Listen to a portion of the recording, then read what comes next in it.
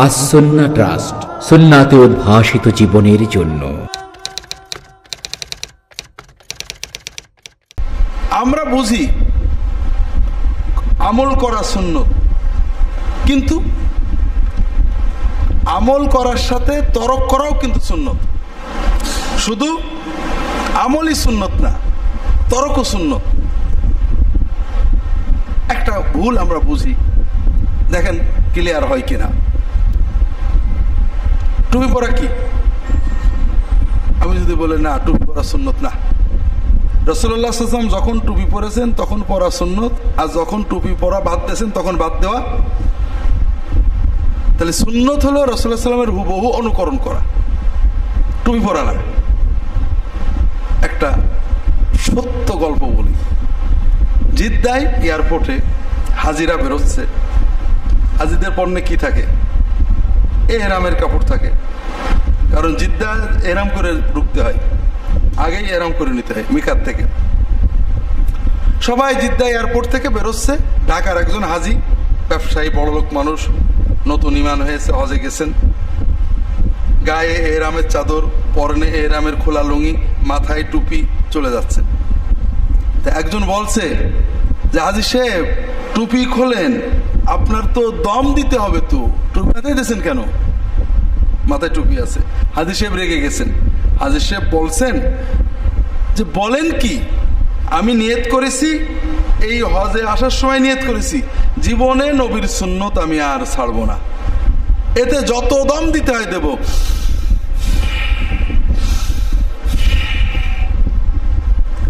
দম দেওয়া মানে কি? হাদিস সাহেব বুঝেছেন নিঃশ্বাস নেওয়া, কথা বুঝেন। এখন বলেন তো টুপি মাথায় দেওয়া সুন্নত নাকি? টুপি মাথায় দেওয়া সুন্নত না।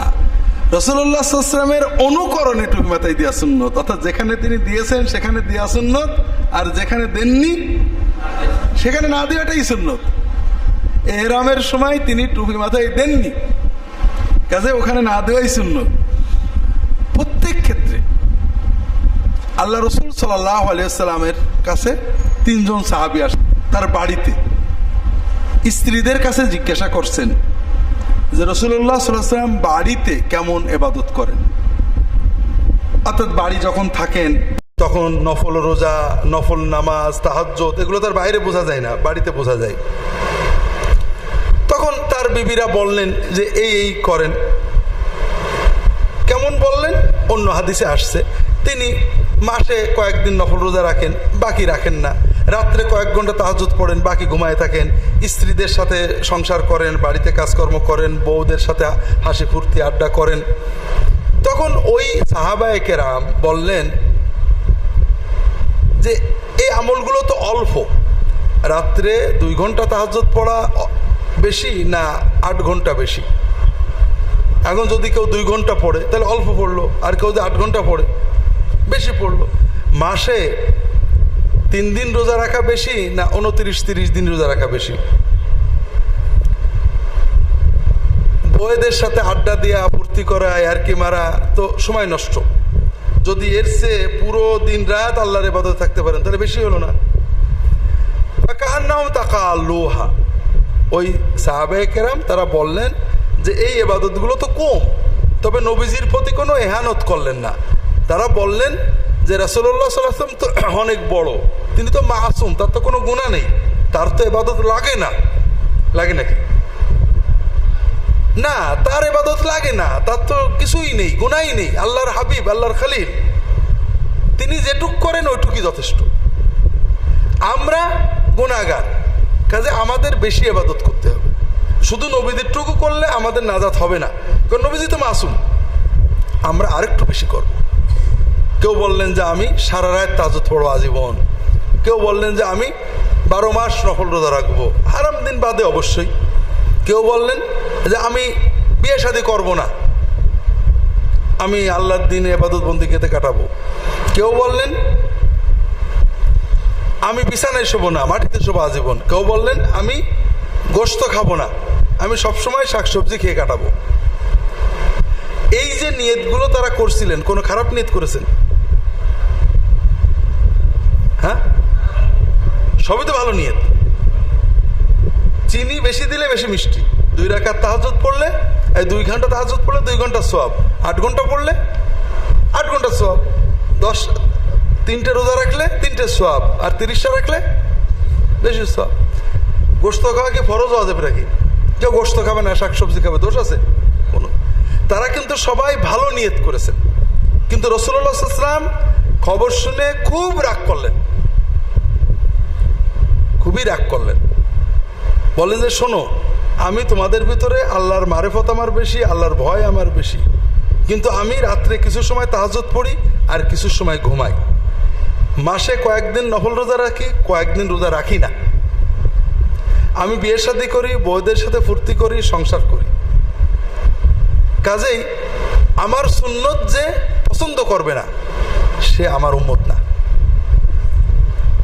সাহাবায়ে কেরাম কি নবীজির সুন্নত অপছন্দ করছিলেন? তাহলে নবীজির সুন্নত অপছন্দ বললেন কেন? একটু বোঝার চেষ্টা করি। এই আসনান পড়লে আপনারা বোঝার চেষ্টা করবেন। আমরা এটা বুঝি না। রাসূলুল্লাহ সাল্লাল্লাহু আলাইহি ওয়াসাল্লামের নফল ফরজের সুন্নত কম করলে নবীজি কম রাগ করেছেন, আর নবীর চেয়ে বেশি করতে চেষ্টা করলে বেশি রাগ করেছেন। কেউ তাহাজ্জুদ পড়েনি, নি'মাল আবদু আব্দুল্লাহ লাউ কানা ইয়াকুমুল লাইল, আব্দুল্লাহ খুব ভালো ছেলে, যদি রাত্রে একটু তাহাজ্জুদ পড়তো। উৎসাহ দিয়েছেন, রাগ করেননি। কেউ সারা রাত পড়তে চাইলে বকা দিয়েছেন। কি জন্য? সুন্নত কখন অপছন্দ করা হয়? আপনি রাত্রে তাহাজ্জুদ পড়েন না, আপনি কি মনে করেন যে তাহাজ্জুদ পড়ার চেয়ে না পড়াটা উত্তম? এরকম মনে হয় নাকি? ও তাহাজ্জুদ পড়ে, আমি পড়িনি, আমি ওর চেয়ে ভালো, এরকম মনে হয়? বরং আফসোস হয়, ইস কত ভালো, ঠিক না? কাজে আপনি সুন্নতকে মহব্বত করেন, সুন্নতকে উত্তম মনে করেন। যে লোক সারা রাত তাহাজ্জুদ পড়ে, তার কাছে যদি কেউ বলে যে অমুক লোক রাতে 2 ঘন্টা পড়ে, 4 ঘন্টা পড়ে, পড়ে বাকি রাত ঘুমায় থাকে, সে কোনটিকে উত্তম মনে করবে? আপনারা তো সচেতন মানুষ, বলেন তো কোনটাকে উত্তম মনে করবে? সারা রাতটাকে যদি নিজেরটা উত্তমই মনে না করবে, তাহলে পরে 4 ঘন্টা বাদে সারা রাত করে কে? তাহলে সে রাসূলুল্লাহ সাল্লাল্লাহু আলাইহি ওয়াসাল্লামের পদ্ধতিটাকে অনুত্তম মনে করছে, আর নিজেরটাকে, তাহলে রাসূলুল্লাহ সাল্লাল্লাহু আলাইহি ওয়াসাল্লামের সুন্নতটাকে নাকেস মনে করছে। এখন যদি তাকে বলা হয় যে রাসূলুল্লাহ সাল্লাল্লাহু আলাইহি ওয়াসাল্লাম তো 4 ঘন্টায় পড়তেন, খানিক ঘুমাতেন, সে নবীজির বিরুদ্ধে সরাসরি বলবে না, বলবে কি নবীজি এই কারণে, সেই কারণে, এইটা সেইটা, কিন্তু এটাই ভালো। সারা রাত শুনলে যত মনে ফুর্তি লাগে, 4 ঘন্টা শুনলে তত ফুর্তি লাগে না।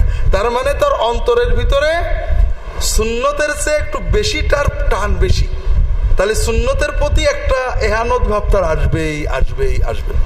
সে যখন, আমি যখন একটা বই লিখবো, সারা রাত পড়ার চেয়ে 4 ঘন্টা পড়া উত্তম, সে তার এই বইয়ের রদে আরেকটা বই লিখবে, 4 ঘন্টা পড়ার চেয়ে সারা রাত পড়া। তাহলে সে কি রদ করলো? সুন্নতকে রদ করলো। এইটার নাম হলো সুন্নতকে ছোট মনে করা, সুন্নতকে অচল মনে করা, সুন্নত থেকে রাগবাত করা, অর্থাৎ সুন্নতের চেয়ে অন্য কিছুকে বেশি পছন্দ করা। আর এই পর্যায়ে গেলে আর ইমান থাকে না। আর এখানে সুন্নত বলতে কিন্তু আমল বোঝানো হয়নি, তরক বোঝানো হয়েছে। রাসূলুল্লাহ সাল্লাল্লাহু আলাইহি ওয়াসাল্লাম 4 ঘন্টা তাহাজ্জুদ পড়তেন। এই সাহাবীরা কয় ঘন্টা নিয়ত করলেন? 8 ঘন্টার। নবীজির সুন্নত পালন করেননি উনি নবীজির 4 ঘন্টা করেছেন, করার পরে প্লাস 4 ঘন্টা করেছেন। তাহলে উনি নবীজির আমল পালন করেছেন, কিন্তু নবীজির বর্জনটা পালন করেননি। নবীজি 4 ঘন্টা পড়েছেন আর 4 ঘন্টা পড়েননি। পড়েন যে নি, পড়া বাদ দিয়েছেন, এই সুন্নতটা সে তরক করেছে।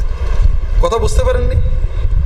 আমরা মনে করি আমি তো সুন্নত জিকির করলামই, সুবহানাল্লাহ সুবহানাল্লাহ ইল্লাল্লাহ, এখন একটু যদি অতিরিক্ত ওজিফা করি, সুন্নত প্লাস জায়েজ, তাহলে সমস্যা কি? ওই সাহাবীরাও তো ওইরকমই নিয়ত করছিলেন, কিন্তু রাসূলুল্লাহ সাল্লাল্লাহু আলাইহি ওয়াসাল্লাম রেগে গেলেন, কারণ রাসূলুল্লাহ সাল্লাল্লাহু আলাইহি ওয়াসাল্লাম যেটা করেননি ওটা না করাটাই সুন্নত।